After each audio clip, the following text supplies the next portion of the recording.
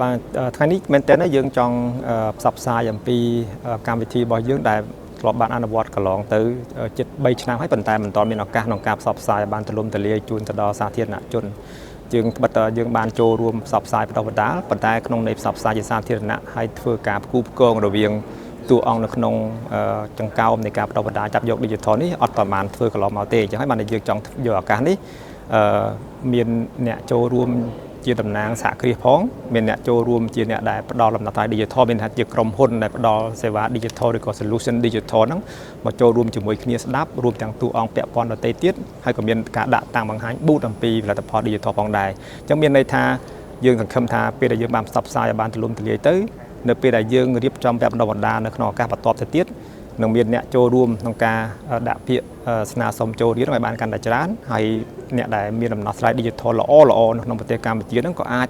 ចូលរួមជាមួយគ្នាយើងដើម្បីគាត់អាចខ្លាយទៅជាអ្នកបណ្ដុះបណ្ដាលហើយនឹងផ្សព្វផ្សាយផលិតផលរបស់ខ្លួនឯងដែរទៅដល់ម្ចាស់សហគ្រាសក្នុងការចាប់យកសេវារបស់ខ្លួនផងដែរជាការពិតណាស់មកដល់ពេលនេះយើងដឹងទាំងអស់គ្នាហើយថាបច្ចេកវិទ្យា Digital គឺជាផ្នែកមួយនៃការរស់នៅរបស់យើងទៅហើយយើងជៀសមិនផុតទេគឺយើងនៅសប្តាហ៍ថ្ងៃយើងប្រើទូរស័ព្ទឆ្លាតយើងប្រើប្រព័ន្ធអ្នកទំនងសង្គមជាដើមហើយក៏ទន្ទឹមហ្នឹងនៅយើងក៏ត្រូវតែប្រើប្រាស់នៅប្រព័ន្ធទូទាត់ដទៃទៀតជា Digital និងប្រព័ន្ធសេវាដទៃទៀត Digital ផងដែរអញ្ចឹងមានន័យថាសម្រាប់សហគ្រាសបើសិនជាគាត់នៅអនុវត្តអាជីវកម្មបែបប្រពៃណីមានន័យថាមិនបានភ្ជាប់បន្តិចសោះទៅក្នុងខ្សែចង្វាក់នៃផលិតផល Digital ទាំងអស់នេះឱកាសការប្រកួតប្រជែងរបស់គាត់សមត្ថភាពរបស់គាត់ធៀបជាមួយនឹងដៃគូអាជីវកម្មដទៃទៀតដែលចាប់យក Digital គឺទាបមែនតើហ្មងគាត់នៅចាញ់គេហើយនឹងអាចប្រឈមទៅដល់ឱកាសបិទទ្វារថែមទៀតផងអញ្ចឹងហើយមានន័យថាកម្មវិធីចង់ជួយជំរុញទេនៅក្នុងបរិការសកលលោកមួយរឿងមិនច្បាស់លាស់សេដ្ឋកិច្ចដែលយើងបានដឹងមួយទៅហើយអញ្ចឹងនៅពេលដែលគាត់ចាប់យក Digital នោះមានន័យថាបង្កើនភាពធន់របស់គាត់បង្កើនផលិតភាពប្រសិទ្ធភាពនៃបរិការអាជីវកម្មរបស់គាត់ខ្ញុំឧទាហរណ៍ខ្លីទេបើគ្រាន់តែថាគាត់ចាប់យកក្នុងការផ្សព្វផ្សាយទីផ្សារពីបែបទីផ្សារធម្មតាដែលផ្សព្វផ្សាយតាមវិទ្យុតាមទូរទស្សន៍មកផ្សព្វផ្សាយតាមទម្រង់ជា social media ជា TikTok ជា Facebook ជាដើមដែលប្រជាពលរដ្ឋភាគច្រើនគាត់នៅលើ platform ទាំងអស់ហ្នឹងហើយគាត់ប្រើប្រាស់គាត់បានឃើញពីផលិតផលហ្នឹងមានន័យថាគាត់ហ្នឹងបានជំរុញផលិតផលរបស់គាត់សេវាកម្មរបស់គាត់ហ្នឹងឲ្យបានជូតជាបទៅដល់អតិថិជនគោលដៅហ្នឹងបានច្រើនរួចមកហើយអញ្ចឹងអានេះគឺជាបទជាបរិបទឬក៏ជាអរិយាបទមួយដែលត្រូវផ្លាស់ប្ដូរហើយគាត់គួរតែចាប់យក Digital មិនថាទាំងការធ្វើទីផ្សារមិនទាំងការទទួលទូទាត់សងប្រាក់ជា Digital ជាដើមការគ្រប់គ្រងសន្និធិទំនិញ stock ការគ្រប់គ្រងបុគ្គលិកអីជាដើមរួមទាំងបញ្ជីគណនេយ្យផងដើម្បីអាចឲ្យមានខ្លួនឯងហ្នឹងមានភាពធន់ខ្ពស់មានភាពប្រកួតប្រជែងខ្ពស់អញ្ចឹងទៅអាជីវកម្មរបស់គាត់អាចនឹងរក្សាស្ថិរភាពបាននៅក្នុងបរិយាកាសដែលមិនច្បាស់លាស់រួមទាំងមានលទ្ធភាពក្នុងការអាចពង្រីកអាជីវកម្មរបស់ខ្លួនឯងកាន់តែធំធាត់ផងដែរនៅមជ្ឈមណ្ឌលបន្តទៅថ្មីដែលចូលយើងធ្លាប់ធ្វើការស្រាវជ្រាវជាលក្ខណៈវិទ្យាសាស្ត្រមួយដែរកាលពីឆ្នាំ2022ហើយបានបោះផ្សាយរបាយការណ៍នៅឆ្នាំ2023យើងបានធ្វើអង្កេតសហគ្រាសធនតូចនិងមធ្យមប្រហែលជាចំនួន1080ដែលតំណាងទូទាំងប្រទេសតែម្ដងហើយយើងការជ្រកឃើញមួយដែលកត់សម្គាល់គឺថាប្រហែលជា17% នៃសហគ្រាសដែលយើងបានចុះអង្កេតហ្នឹងគាត់មិនបានចាប់យក Digital ទាំងអស់តែម្ដងមានន័យថា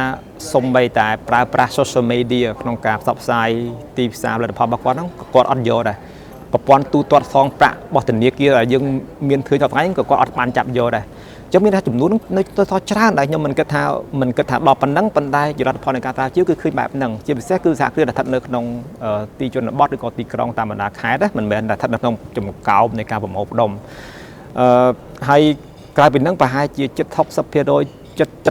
ថែមទៀតគាត់ប្រើក្នុងកម្រិតទាបមានកម្រិតទាបបាទគឺទាបមានន័យថាគាត់យ៉ាងច្រើនណាស់ប្រើតែ2មុខទេគឺយក Facebook TikTok ធ្វើជាមធ្យោបាយផ្សព្វផ្សាយហើយនឹងទី2គឺប្រព័ន្ធទូទាត់សងប្រាក់ផ្សេងនេះក៏ប្រើរឿងការគ្រប់គ្រងបុគ្គលិកគ្រប់គ្រង stock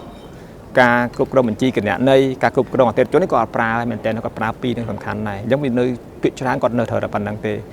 ហើយมันមានសហគ្រាសណាដែលអាចចាប់យកបច្ចេកវិទ្យាកម្រិតខ្ពស់ទេមកដល់ពេលបច្ចុប្បន្ននេះក្នុងប្រទេសកម្ពុជាគឺជាទូទៅថ្មអត់មានទេអញ្ចឹងហើយយើងឃើញថាបើធៀបជាមួយនឹងបណ្ដាប្រទេសនៅក្នុងតំបន់សហគ្រាសយើងក្នុងការចាប់យក Digital នៅមានកម្រិតទាបនៅឡើយហើយដែលចាំបាច់ណាស់ដែលរដ្ឋាភិបាលត្រូវតែខិតខំប្រឹងប្រែងបន្ថែមទៀត ហើយបានសហការជាមួយនឹងដៃគូហោហែរួមទាំងចំណាយថវិកាផងដែរក្នុងការរៀបចំកម្មវិធីទាំងអស់នេះគឺក្នុងគោលបំណងថាធ្វើម៉េចពង្រឹងពួកគាត់ដែលនៅតូចឬក៏ធនមីក្រូមធ្យមជាដើមហ្នឹងឲ្យគាត់ចាប់ដើមងើបមកចាប់យក digital ងើបមកដើម្បីពង្រឹងការប្រកួតប្រជែងរបស់គាត់មិនត្រឹមតែប្រកួតប្រជែងរវាងដៃគូក្នុងស្រុកទេប៉ុន្តែបើយើងចង់ប្រកួតប្រជែងជាមួយនឹងបណ្ដាដៃគូដទៃទៀតនៅក្រៅប្រទេសឬក្នុងតំបន់ក៏យើងត្រូវការចេះដែរចំឧទាហរណ៍ចាស់ស្ដែងមួយថាចេះបើចង់ចាប់ដៃគូជាមួយនឹងអ្នកខាងក្រៅយើងអាចប្រើ platform ជា e-commerce បាទសម្រាប់បរទេសដើម្បីដាក់លក់ផលិតផលរបស់ខ្លួនឯងទៅអញ្ចឹងបើយើងអត់ចេះនឹងប្រើដាក់លក់ទីផ្សារនៅលើ platform របស់គេទាំងផងតែឲ្យអតិថិជនដទៃទៀតនៅខាងក្រៅនោះគេអាចកម្មង់បញ្ជាទិញផលិតផលរបស់គាត់នឹងវាមិនគេអត់ដឹងទេបដោះក្នុងយើងនេះយើងវាត្រូវតែគាត់នឹងត្រូវតែធ្ពួកទៅក្នុងខ្សែចង្វាក់ហ្នឹងដាក់នៅក្នុង platform មានជាប់ជាមួយនឹងប្រព័ន្ធដឹកជញ្ជូនដើម្បីយើងអាចដឹកជញ្ជូនឆ្លងប្រទេសបានទៅដល់អតិថិជនគោលដៅនៅខាងក្រៅប្រទេសផងដែរអាហ្នឹងយើងនិយាយទៅរឿងមួយយើងអត់និយាយរឿងគុណភាពអីទេព្រោះអាហ្នឹងជារឿងមួយដទៃទៀតគឺយើងគ្រាន់តែថាចាប់យក digital ប៉ុណ្ណឹងគាត់ថាប៉ុណ្ណឹងគឺឲ្យគាត់រក្សាអីដដែលទាំងអស់ហ្នឹងគឺនឹងជួយបង្កើនប្រសិទ្ធភាពឬក៏ការលក់របស់គាត់នឹងរួចទៅហើយនេះគឺជាក្តីរំពឹងរបស់កម្មវិធីនេះតែម្ដងបាទ